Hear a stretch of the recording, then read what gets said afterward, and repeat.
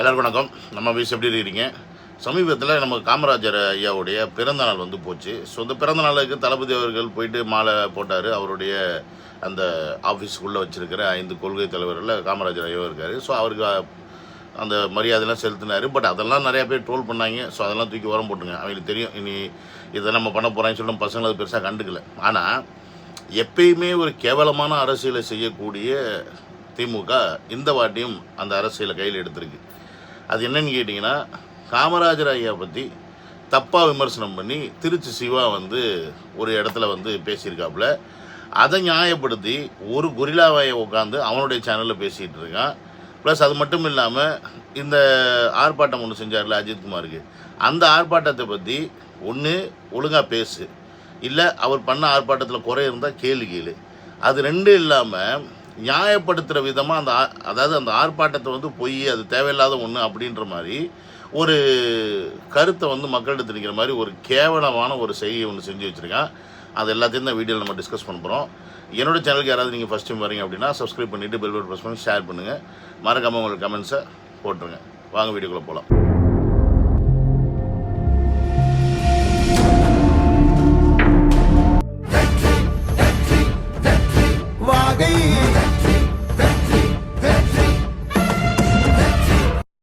Welcome to Vijay stock and welcome to another video.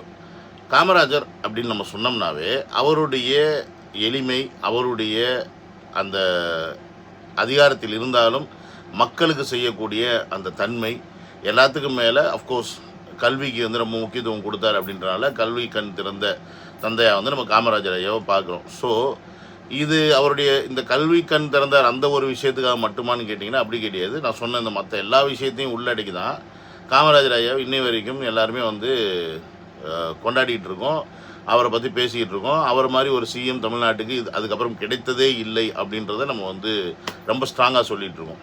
Kamarajar வந்து குளிர்சாதன வசதி இல்லாமல் தூங்க மாட்டாரு. அதனால தான் தமிழகத்தில் வந்து அரசு பணியாளர் விடுதலை வந்து திமுக ஆட்சி நடத்தும் குளிர்சாதன வசதி ஏற்படுத்தப்பட்டது கலைஞர் கருணாநிதி வந்து தன்னிடம் கூறியதாக அந்த திருச்சி சிவா வந்து பேசியிருக்காரு. அவர் ஆதாரம் இல்லாமல் பேசுறாரு, அதை விட்டுருங்க. பெருந்தலைவர் காமராஜரை பற்றி பேசுவதற்கு யாருக்கும் எந்தவித தகுதியும் குறை சொல்வதற்கு. சிவா என்ன சொல்றான்னு பார்த்தீங்கன்னா, காமராஜர் ஐயா வந்து தோத்துட்டாரு, கலைஞர்லாம் ஆட்சிக்கெலாம் வந்துட்டாப்புல, ஓகேங்களா. ஸோ அந்த காலகட்டத்தில் ஆக்சுவலி காமராஜரை தோக்கடிச்சதே கலைஞர் தான். ஸோ அப்படின்ற இடத்துல காமராஜர் வந்து ஒரு இடத்துக்கு போகும்போது, அதாவது அங்கே வந்து அரசு நிறுவனத்தில் போய் தங்குவாங்க அவங்க. ஏன்னா இப்போ எம்எல்ஏ மினிஸ்டர்ஸ்லாம் வந்து அந்த கவர்மெண்ட் ஆஃபீஸில் போய் ஸ்டே பண்ணுறாங்க பாருங்கள். ஸோ அந்த மாதிரி ஒரு அரசியல் வீட்டில் போய் தங்கும்போது அந்த இடத்துல காமராஜருக்கு தேவையான வசதிகளை செஞ்சு கொடுங்க அப்படின்ற மாதிரி கலைஞரை கேட்ட ஒருத்தர் சொல்ல. இத்தனைக்கும் காமராஜர் அவர் கூட கலைஞர்கிட்ட கேட்கல. அவர் உடனே என்ன பண்ணியிருக்காரா, வந்து எல்லாருக்கும் ஆர்டர் போட்டிருக்காரு, காமராஜர் தங்குற இடத்துல ஏசி போட்டு கொடுங்க, அவர் ஏசி இல்லாமல் இருக்க முடியாது, அவருக்கு வந்து உடம்புல பிரச்சனை இருக்குது அப்படின்ற மாதிரி வந்து அதை வந்து பதிவு பண்ணுறாங்க. இந்த இடத்துல வந்து எதிரியே ஆனாலும் கலைஞர் வந்து உதவி செஞ்சுருக்கார் பற்றியா, அதுதான் கலைஞருடைய மனப்பான்மை அப்படின்ற அந்த மாதிரி ஒரு பாயிண்ட்டை தூக்கி வச்சு காமராஜர் வந்து கலைஞர்கிட்டே வந்து இந்த மாதிரி கேட்டார் அப்படின்ற மாதிரி ஒரு கீழ்நிலையாகவும், ஏசி இல்லாமல் அவனால் இருக்க முடியாதுன்ற மாதிரியும், காமராஜரை பற்றின பிம்பங்கள் எல்லாமே பொய்ன்ற மாதிரியும் இந்த இடத்துல வந்து பதிவு பண்ணுறான். இவன் பதிவு பண்ணுறதுக்கு ஏற்ற மாதிரி இந்த கொரில்லா வாயினும் ஒரு விஷயத்த சொல்லுவான் பாருங்க. பிறந்த காமராசர் வந்து நமக்கு பெரிய மரியாதை உண்டு, மதிப்பு உண்டு, எனக்கு கல்வி கண் திறந்த காமராசர் அப்படிங்கிற பார்வையில தான் நம்ம காமராசர் அவர்களை விடாமல் நம்ம பிடிச்சிட்டு இருக்கோம். இன்னை வரைக்கும் படிக்கிறதுக்கு மிக முக்கியமான காரணம் தான் பிறந்த காமராசர் அவர்கள். அவர் நம்ம ரொம்ப எளிமையானவர், அப்புறம் தூய்மையானவர், சட்டத்தை துணிலாம் துவச்சு தான் போடுவார். அவர் வந்து டீ மட்டும் தான் குடிப்பார், வேற சாப்பிட மாட்டார். இது போன்ற எளிமையான அந்த உதாரணங்கள் இல்லைங்களா, அது ஒட்டுமொத்த சமூகத்துக்கும் எந்த ஒரு விளைவையும் தராது. அவர் கல்வி கண் திறந்த காமராசர் அப்படிங்கிறது அந்த சமூகத்துக்கு பயனளிக்கக்கூடியதாகும். கேட்டிங்களா? இவன் என்ன சொல்கிறான், காமராஜர் வந்து ரொம்ப எளிமையானவர், அவர் வந்து டீ குடிக்க மாட்டார், அவர் ரொம்ப தன்மையானவர், இதற்காகலாம் அவர் வந்து எல்லாரும் தூக்கி கொண்டாடலை, அவர் வந்து கல்விக்கு வந்து முக்கியத்துவம் பண்ணார், அதனால தூக்கி கொண்டாடணும் அப்படின்ற ஒரு விஷயத்தை இந்த இடத்துல பதிவு பண்ணுறான். தட் மீன்ஸ் அப்போ இவன் என்ன சொல்ல வரானா, அவர் கல்வின்ற ஒரு விஷயத்தை மட்டும் இங்கே கொண்டு வந்து மக்கள்கிட்ட சேர்க்கலை அப்படின்னா அதெல்லாம் வந்து மேட்ரே கிடையாது அப்படின்ற மாதிரி தான் இங்கே சொல்லிட்டு இருக்கான். எஸ், அவங்கள பொறுத்த வரைக்கும் கரெக்டு தான். ஏன்னா இந்த எளிமை, இந்த பண்பு, இந்த தன்மையெல்லாம் வந்து தமிழர்கள்ட்ட இருந்து நீங்கள் கற்றுக்கிட்டு இருந்தீங்கன்னா இந்நேரம் கோடி கோடியாக நீங்கள் சொத்து சேர்த்து வச்சுருக்க மாட்டீங்க. உங்கள் கலைஞர் வந்து ஸ்ரீலங்காவில் போர் நடக்கும்போது உண்ணாவிரத போராட்டம் பண்ணுறேன்னு சொல்லிட்டு 2 ஏர் கூலரை 2 மணி நேரம் பக்கத்தில் வச்சுக்கிட்டு 2 ஏர் கூலர் பக்கத்தில் 2 பேரை உட்கார வச்சுக்கிட்டு உண்ணாவிரத அரை மணி நேரத்தில் முடிச்சுட்டு போகிற ஆள் அவர் கிடையாது. நீங்கள் அந்த மாதிரி ஒரு கேட்டகரியான ஆளுங்க. அது இப்படி இருக்கும்போது நீங்கள் உங்களுக்கு எப்படி எளிமையை பற்றி அவருடைய மாண்பை பற்றி தெரியும்? சரி, நான் உங்களை கூட குறை சொல்ல மாட்டேன்டா, தமிழர்களை தான் சொல்லுவேன். ஏன்னா எவன் ஒருத்தன் நல்லது செய்கிறானோ அவனை தோற்கடிச்சிட்டு தானே நீங்கள் இந்த மாதிரி தருதணையில் தூக்கி வந்து உட்கார வச்சிங்க. அப்படி இருக்கும்போது உங்ககிட்ட நாங்கள் வந்து நியாயத்தை எதிர்பார்க்க முடியுமா? இல்லை உங்ககிட்ட வந்து இந்த எளிமை பண்பு இதெல்லாம் எதிர்பார்க்க முடியுமா? இவங்க எப்படின்னா பெரியாரை வந்து இப்போ சீமானவர்கள் வந்து பயங்கரமாக அடித்து நொறுக்கிட்டாப்புல. அதனால வந்து இப்போ காமராஜரை இவங்க கையில் எடுத்திருக்காங்க. ஸோ இதில் நீங்கள் பண்ணீங்கன்னா நாங்கள் இதை வச்சு ஒரு அரசியல் பண்ணுறோம் பாடுறா அப்படின்ற மாதிரி இவங்க காலங்காலமாக பண்ணக்கூடிய அரசியலே இதுதான். பெரியாரை இந்த அளவுக்கு கொண்டாடக்கூடிய, திராவிடத்தை எந்த அளவுக்கு பேசக்கூடிய இந்த திருட்டு கம்யூனிட்டிங்க எதுவுமே யாருமே பெரியாருடைய கொள்கையை இன்னும் ஃபாலோ பண்ணலை. அவர் என்ன நல்ல விஷயங்கள் சொன்னாரோ அதை ஃபாலோ பண்ணலை. அதுக்கு எல்லாமே ஏடிக்கு போட்டியாக தான் பண்ணிகிட்ருக்காங்க. ஏன் சம்டைம்ஸ் பெரியார் அவர்களே கூட ஃபாலோ பண்ணலை அப்படின்றது தான் உண்மை. அவர் சாகும்போது அவர்கிட்ட எந்த அளவுக்கு அவர்கிட்ட பண வசதி இருந்துச்சு, ஏன் அவர் வந்து கல்யாணம் பண்ணார் அந்த மணியம்மையா அப்படின்ற மாதிரி ஒரு விஷயம்லாம் இப்போ வரைக்கும் சர்ச்சையாகவே போய்கிட்டு இருக்கு. அதனால தான் பெரியாரை பற்றி பேசும்போது அதில் பல உண்மைகள் இருக்கா பல பொய்கள் இருக்கான்னு தெரியாதனால அவர் சொன்ன நல்ல விஷயங்கள் என்ன, அவர் சொன்ன நல்ல கருத்துக்கள் என்ன, அதை மட்டும் நம்ம எடுத்துக்கிறோம் அப்படின்றது தான் தமிழக வெற்றி கழகத்துடைய கொள்கையாக இருக்குது. ஸோ அவர் சொன்ன அந்த கடவுள் மறுப்புன்ற ஒரு விஷயத்தை வந்து அக்செப்டே பண்ணலை அப்படின்றத ரொம்ப தெளிவாக வந்து தமிழக வெற்றி கழகம் சொல்லியிருக்கு. ஸோ இப்படி ஒரு மனிதரை பற்றி நல்லதும் இருக்கும் கெட்டதும் இருக்கும். ஆனால் இவங்க என்ன பண்ணுவாங்கன்னா இந்த திருட்டு போயிடுங்க நல்ல விஷயங்கள் எல்லாத்தையும் போட்டு நசுக்கிட்டு கெட்ட விஷயங்கள் இருந்துச்சுன்னா நீ அதை பூதாகரப்படுத்து. அட்லீஸ்ட் அது இல்லைன்னா கூட இவங்களா க்ரியேட் பண்ணுவாங்க. இப்போ இவங்களே க்ரியேட் பண்ணி இப்படி இப்போ காமராஜர் வந்து ஏசி இல்லாமல் தூங்க மாட்டார்னு ஒரு புக்லேயே இதுலேயே இவங்க எழுதி வச்சுட்டு போயிட்டாங்க, கலைஞர் தான் உதவி பண்ணார்னா அடுத்து வரப்போகிற தலைமுறை என்ன நினைக்கும்? ஓ கலைஞர் தான் எல்லாமே செஞ்சுருக்காரு, ஓ கலைஞர் தான் தமிழ்நாட்டுக்கு எல்லாமே. அப்போ கலைஞருக்கு முன்னாடி ஒரு பெரிய தலைவரே பெருசாக இல்லை, அப்படி இருந்த தலைவர்கள்லாம் ரொம்ப சுயநலவாதிக, அவங்க வந்து பயங்கரமாக அவங்களோட வசதிக்காக வாய்ப்புக்காக எல்லாத்தையும் வந்து இது பண்ணிக்கிட்டு இருந்திருக்காங்க. அதனால தான் தமிழ்நாட்டு மக்கள் இந்த திராவிடத்தை ஏற்றுக்கிட்டு கலைஞரை வந்து உள்ளுக்குள்ளே கொண்டு வந்து வச்சாங்க, மீன்ஸ் அண்ணா மூலியமாக. இப்படி தான் வந்து மக்கள்கிட்ட கொண்டு போய் புகுத்துவாங்க. அப்படி தான் புகுத்தப்பட்டிருக்கு இத்தனை வருஷமாக. இனி வர காலத்துலேயும் அதை செய்யறதுக்கான வேலையை தான் இந்த திருட்டு கம்யூனிட்டியும் செஞ்சுக்கிட்டு இருக்காங்க அப்படின்றதுல மாட்டு கருத்து கிடையாது. அதை நாம் முதல்ல புரிஞ்சுக்கணும். இங்கே முதல்ல வந்து திராவிடம் அப்படின்ற இந்த ஒரு சொல்லை இவங்க எடுத்துகிட்டு வந்து இவங்க அதை புழக்கத்தில் விட்டதுக்கு யாரும் இங்கே பெரிய பிரச்சனை கிடையாது. ஆனால் அந்த பேரை வைத்து கொண்டு அரசியல் பண்ணக்கூடிய இந்த கம்யூனிட்டியும் கூட தான் பிரச்சனை அப்படின்றத முதல்ல நம்ம புரிஞ்சுக்கணும். ஏன்னா திராவிடம் அப்படின்ற ஒரு தமிழ் சொல்லோ இல்லை தமிழ் வார்த்தையோ எங்கேயுமே கிடையாது. இவங்களா ஒன்று க்ரியேட் பண்ணிக்கிட்டாங்க, 4 ஸ்டேட்டையும் குறிக்கிற மாதிரி தான் சொல்லி க்ரியேட் பண்ணிக்கிட்டாங்க. பட் இருந்தாலும் இப்போ வரைக்கும் மற்ற ஸ்டேட்டுக்காரங்களாம் அவனாக தான் இருக்கிறான், தமிழை மட்டும்தான் திராவிடனாக மாறி இருக்கான் அப்படின்றத நம்ம புரிஞ்சுக்கணும். ஓகே, இப்போ அந்த அஜித்குமார் விஷயமா தளபதி அவர்கள் ஆர்ப்பாட்டம் பண்ணார். நீ ஆர்ப்பாட்டத்தை பற்றி என்ன வேணால் விமர்சிங்க, அதை பற்றி நமக்கு கவலை கிடையாது. ஏன்னா நீங்கள் ஒரு 3 நிமிஷம் தான் பேசினான்னுவீங்க, அரை மணி நேரம் தான் முடிஞ்சிச்சுன்னுவீங்க, கின்னஸ் ரெக்கார்டு வாங்கின ஆர்ப்பாட்டம்னுவீங்க, என்ன வேணால் சொல்லிக்கிங்க. ஏன்னா அவ்வளோ ரெஸ்ட்ரிக்ஷன்ஸ் இருந்துச்சு, அவ்வளோ கட்டுப்பாடுகள், ஆட்கள் உள்ளே வரணுமா, என்னென்ன வேலை பண்ணீங்க அப்படின்றது இந்த மீடியாவில் உட்காந்து பேசுகிற அந்த தற்கொலை நாய்களுக்கே தெரியும். இருந்தாலும் வேணுக்குன்னே பேசணுன்றதுக்காக வாடகை வாங்கிட்டு பேசிக்கிட்டு உட்காந்துருக்க பிச்சைக்கார பயிர் தான். பட் அதற்காக அந்த ஆர்ப்பாட்டத்தின் கோர் என்ன, அதையே வந்து கேவலப்படுத்துகிற விஷயமா லெவலில் பேசுனீங்கன்னா நீங்களாம் என்னடா மனுஷங்க என்கிற ஒரு நியாயமான கேள்வியை அவர் கேட்கிறார் என்பது போல் தோன்றும் நமக்கு. இதுல ஒரு நியாயம் இருக்குல்ல, அது நியாயம் இல்லைங்க. அதான் இப்போ முதல்ல 24 நம்பர் நம்ம கிளாரிஃபை பண்ணுங்க. அஜித்குமார் இருந்தது லாக்அப் டெத், லாக்அப்ல brutality, police brutality. Jayaraj Bennix நடந்ததோ அதே போன்ற ஒரு போலீஸ் ப்ரூட்டாலிட்டியில தான் அஜித் வந்து இறந்தது. மற்ற 24 மரணங்கள் இருக்குல்ல, அந்த 24 லாக்அப் டெத்தா இதே மாதிரி போலீஸ் ப்ரூட்டாலிட்டி மூலமாக நடந்ததுனாக்கா இல்லை. இப்போ அந்த 24 கிட்டத்தட்ட 10 அல்லது 11 நம்பர் அத்தனை மரணங்கள் எப்படின்றாங்க ஜுடிஷியல் கஸ்டடியில் நடந்த மரணங்கள், அதாவது நீதிமன்ற காவல்னு சொல்லுவாங்க. நீங்கள் நீதிமன்ற காவல் இருக்கும்போது அடிச்சு கையை உடைக்கிறது கால் உடைக்கிறதுலாம் பண்ண முடியாது. இறப்புகள் நடக்கும் அப்படின்னா வயசானவங்க இருப்பாங்க, ரொம்ப ஏஜ்டு பீப்புள் வந்து அவங்க தவறு செஞ்சுட்டு வரும்பொழுது வயசு மூப்பு காரணமாக விசாரணை இருக்கும்போது இறந்து போயிருப்பாங்க. ஸோ ஜுடிஷியல் கஸ்டடியில் 10லேருந்து 11 நடந்திருக்கு. அது வந்து போலீஸ் ப்ரூட்டாலிட்டி கிடையாது. மற்ற ஒரு 13லேருந்து 14 நம்பர் இருக்கு இல்லைங்களா, அந்த நம்பர்ல இறந்தது போலீஸ் ப்ரூட்டாலிட்டி, அது லாக்அப் டெத் இப்படி நடந்திருக்கு. அப்போ 13-14 பேர் இருந்திருக்காங்களா, அது தவறு இல்லையா? கண்டிப்பாக தவறு. அது யார் ஆதரிக்க போகிறா? இப்போ அஜித்துக்கு நடந்த இந்த தவறையோ அல்லது மற்ற 14 பேர் 13 பேர் நடந்த அந்த ப்ரூட்டாலிட்டி இருக்குல்ல, அது ஒருவேளை திமுக ஆட்சி நடந்திருக்கு அப்படிங்கிறதுக்காக நான் ஆதரிக்கிறேன். நான் திமுக அப்படி ஆதரிக்க பேசுறேன், ஓப்பனாக சொல்லிட்டு தான் பேசுறேன். அப்படி இருக்கும்போது திமுக ஆட்சியில் நடந்தது நான் மறைக்கணும் அப்படின்னு சொல்லிட்டு நான் முயற்சி பண்ணனாக்கா இப்போ நாளைக்கு வந்து வேற ஒரு கட்சி நீங்கள் பேசுனது கேட்டிருப்பீங்க. இந்த ஆர்ப்பாட்டத்துடைய கோரே வந்து அஜித்குமார் அப்படின்ற இந்த ஒரு பையனுடைய லாக்அப் டெத்துக்கு மட்டும் கிடையாது. இந்த டெத் மூலியமாக அடுத்து நமக்கு தெரிய வந்தது என்னன்னு பார்த்தீங்கன்னா கிட்டத்தட்ட 24 லாக்அப் டெத் நடந்திருக்கு. ஸோ அத்தனை குடும்பத்திற்கும் நீதி கேட்டும் சாரி சொல்லுங்கன்னு கேட்டும் தான் வந்து நீங்கள் சாரி மட்டும் சொல்லிட்டீங்க அஜித்குமாருக்கு, மற்றவங்களுக்கும் சொல்லலையா, அப்போ அவங்களுக்கும் சொல்லிவிட்டு அவங்களுக்கும் நீதியை வழங்குங்கன்னு சொல்லி கேட்டு தான் இந்த ஆர்ப்பாட்டமே பண்ணியிருக்காங்க. ஸோ அப்படி இருக்கும்போது இங்கே ஒரு லாக்அப் டெத் நடந்தாவே அது பெரிய விஷயம் அப்படின்றத நம்ம வந்து பதிவு பண்ணுறோம். ஆனால் இவங்க இந்த 24 லாக்அப் டெத்தில் எல்லாமே லாக்அப் டெத் கிடையாது. அதில் ஒரு 10-11 வந்து பார்த்தீங்கன்னா கஸ்டோடியல் டெத்து. அதுக்கு விளக்க மசரு கொடுக்குறாங்க.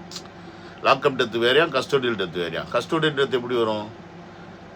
அதுக்கு வந்து வயசானவங்க அப்படி ஆகிட்டாங்க, இப்படி ஆகிட்டாங்க, அந்த மாதிரி இறந்துட்டாங்கன்னு சொல்றியே நீ. உன்ட்ட என்ன ரெக்கார்டு இருக்குது? அவங்க எப்படி இறந்தாங்கன்னு ரெக்கார்டு இருக்கா?